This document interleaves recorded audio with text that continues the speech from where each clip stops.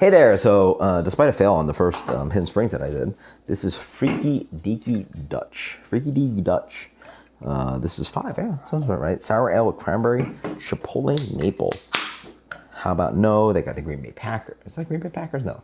Growler fill, brass knuckles, love their labels. They just do all kinds of crazy kind of like, you guys tell me if you got tattoo guys, what style of tattoos is this? I know they've like, this is like a tattoo show, and I've like seen some of it without the volume on, like randomly it's not at work. But there's a style of tattoos that has all this stuff. You guys post the comments below, so let's see. Beer is nice. Look at that. Cranberry, chipotle maple. Fun looking beer. Looks like a Jolly Rancher, red.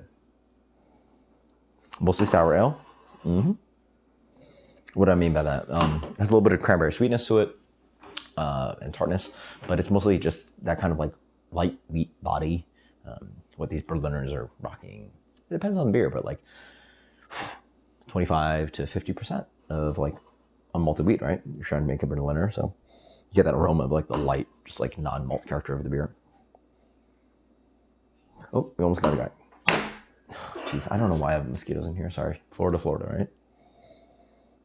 A little bit of sweetness. Vanilla? No, vanilla. Maple, that's what it is. Okay. Wow, that's weird.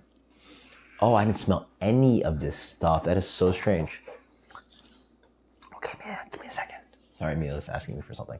That is so weird. So you get chipotle heat with the maple, which has this like vanilla-y kind of note, but it's like pancakes. So it's like spicy pancakes. And then the acidity of cranberries and the fruitiness of cranberries. And the chipotle is so intense. Like, why is that so intense? Like, this is a spice beer. Nobody would have guessed, but this is a spicy beer. So they could have made this a certain way. You go really hard on the cranberries and like make it jammy. Get a little bit of that kind of maple sweetness that comes in and helps sweeten the beer out. And then the heat just sort of hits there on the back end. But like now I get like a spice beer. Like if you guys remember Habanero Sculpin, which I found absolutely disgusting. Actually didn't review that beer, but yeah, that beer was gross to me. But it reminds me of that. It's like almost undrinkable.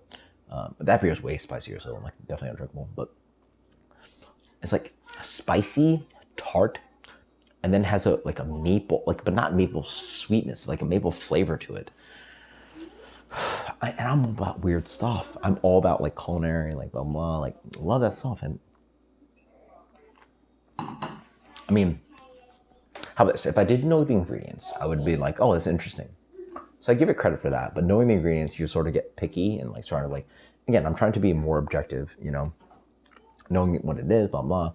But objectively, how bad is it, right? Like, read label, you are going to hate this guy. Like, you're not going to make any sense of it. Like, again, the beer I described, which is sweet, mapley, cranberry tart, a little bit of kick. That sounds delicious. Here's like super amounts where it's like heat, tart, mapley. It's like very disjointed. What is going on? Wow, that's so weird. That's so weird. But it's not tasty. Honestly, in the end, it's not tasty. The beer I described makes sense. Here you get like a spiced ale that's sour with like cranberry flavor that's not quite sweet. And the maple like is not even sweet either. So it's like you're adding just maple flavor on top of it. So it does this vanilla thing, right? But vanilla is a lot more like mild and like sort of connecting. Maple just like another flavor note that sometimes helps and complements. And or yeah, vanilla does a great job. Obviously, it's a kind of binder kind of ingredient. It just blends flavors well. Maple can be that, but also like offers specific flavor. Whoa, it's not undrinkable. It's tart, fresh. Yeah, it's tart and refreshing. So give it that. But it's also spicy, which is a little refreshing. Weird beer, man. I'll give it credit for being weird, but I don't think they did a good job, right? Execution is important to me. Interesting is important to me. Execution is important to me. So they hit interesting-ish, but not like great. Execution's poor.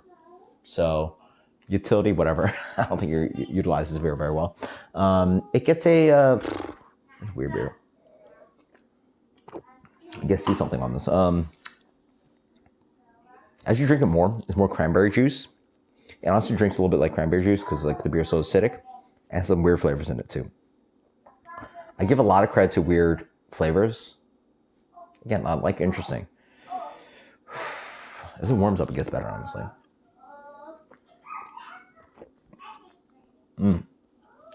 Weird, weird, weird.